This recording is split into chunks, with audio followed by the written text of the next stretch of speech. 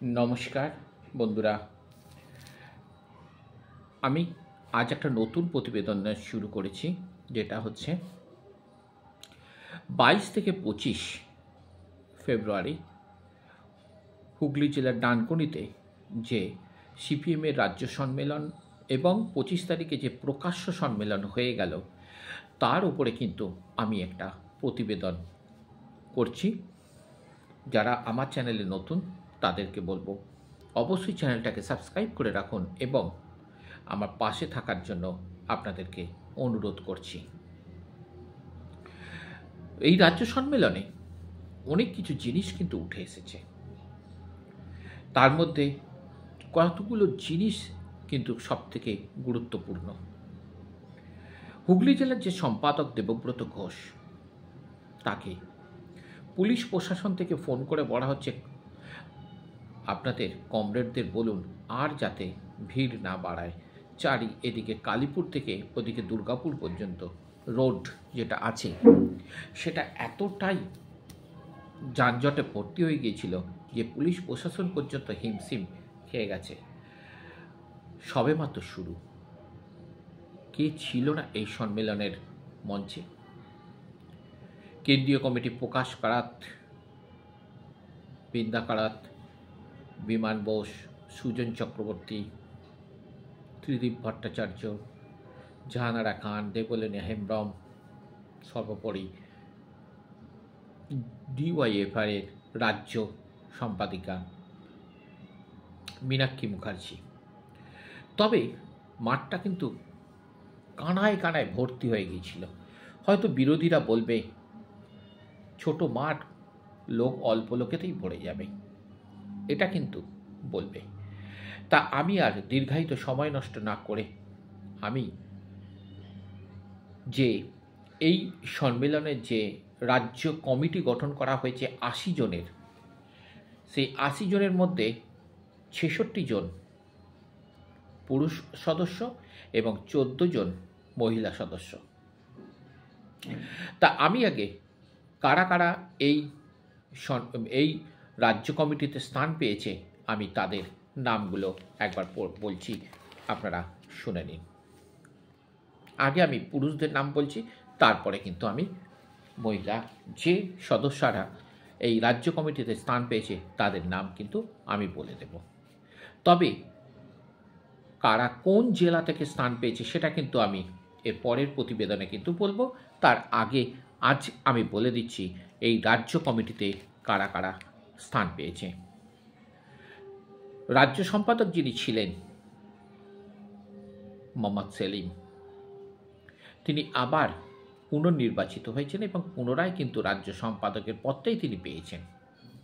তাহলে এই মোহাম্মদ সেলিম ছাড়া কারা কারা আছেন একটু দেখে নিই, চোখ বুলিনি, চলুন আপনারা আমার সাথেই।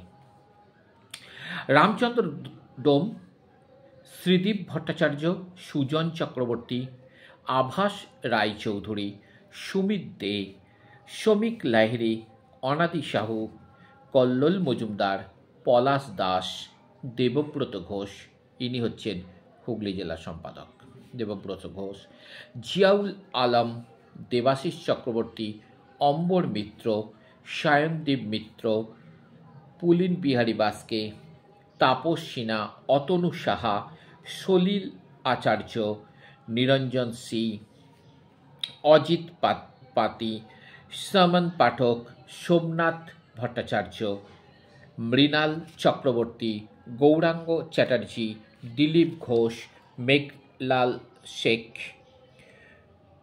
রাহুল ঘোষ, অনন্ত রায়, আনারুল হক, নন্দলাল হাজরা, জামিল ফিরদৌস, তুষার ঘোষ, জামির মোল্লা, হিমাংশু দাস, অভয় মুখার্জি, প্রদীপ কুমার রায়, গৌতম ঘোষ, সৈয়দ হোসেন, অলোকেশ দাস, পরেশ পাল, সর্বাণী প্রসাদ সাঁতরা, ময়ূক বিশ্বাস, সৃজন ভট্টাচার্য, প্রতিকুর রহমান, কিশোর দাস, তরুণ ব্যানার্জি, মনোদীপ ঘোষ, পার্থ মুখার্জি, প্রদীপ কুমার সরকার, শেখ ইব্রাহিম আলী, ধ্রুবজ্যোতি সাহা, সুদীপ সেনগুপ্ত, নিরাপদ সর্দার, উত্তম পাল, শতরূপ ঘোষ, ফৈয়াজ আহমেদ খান, সোমনাথ সিংহ রায়, ইন্দ্রজিৎ ঘোষ, রতন বাগচি, বিজয় পাল, পীযূষ মিশ্র, তীর্থঙ্কর রায়, শুকুল শিকদার, গৌতম ঘোষ, ইনি হচ্ছেন দার্জিলিংয়ের, শান্তনু দে। এই ৬৬ জন যাদের নাম বললাম এনারা সবাই রাজ্য কমিটিতে স্থান পেয়েছে। হ্যাঁ, আপনারা ভাবছেন যে হ্যাঁ আমি তো আগেই বলেছি যে মাত্র ৬৬ জন পুরুষ এবং ১৪ জন মহিলা সদস্যা আছেন এই রাজ্য কমিটিতে। এবার আমি আসছি রাজ্য কমিটিতে যে স্থানগুলো পেয়েছে মহিলারা, তাদের দেখা যাক কারা কারা এতে আছেন। সর্বোপরি বলি, ঝাড়গ্রাম থেকে আছেন দেবলীনা হেমব্রম, রমা বিশ্বাস, রূপা বাগচি, গার্গী চ্যাটার্জি, বিলাসীবালা সহিস, কনিনিকা ঘোষ, মধুজা সেন রায়, শ্যামলী প্রধান, যার নামটা বলবো আপনারা অবশ্যই শুনে অবাক হয়ে যাচ্ছেন, তিনি আর কেউ নন, আমাদের ডিওয়াইএফআই এর নেত্রী কমরেড মীনাক্ষী মুখার্জি। আত্রেয়ী গুহ, গীতা হাসদা, শেখ হাসিনা, জাহানারা খান, কেইনিচ রবিউল ফতেমা। এই 66+14 সমান এই ৮০ জনকে নিয়ে কিন্তু তৈরি হয়েছে রাজ্য কমিটি। যে সম্মেলন, প্রকাশ্য সম্মেলন হয়ে গেল, সেখানে কিন্তু বলা হয়েছে। তবে এই রাজ্য কমিটিতে কিন্তু তরুণদের মুখ আমরা কিন্তু বেশি করে দেখতে পাচ্ছি। যেমন আছে শতরূপ ঘোষ, যেমন আছে প্রতিকুর রহমান, যেমন আছে সায়নদীপ, যেমন আছে মীনাক্ষী মুখার্জি, তেমন আবার এদের পাশাপাশিও আমরা মাথার উপরে যাকে পেয়ে থাকি সেই মোহাম্মদ সেলিম। তাহলে চলুন, আসুন, অবশ্যই আমার সাথে থাকবেন এটুকু আশা করি। আজ তাহলে কেমন লাগলো আপনারা অবশ্যই আমাকে কমেন্ট করে জানাবেন যে এই কমিটিটা কেমন হলো। অবশ্যই আপনাদের কমেন্টের আশায় আমি রইলাম। নমস্কার।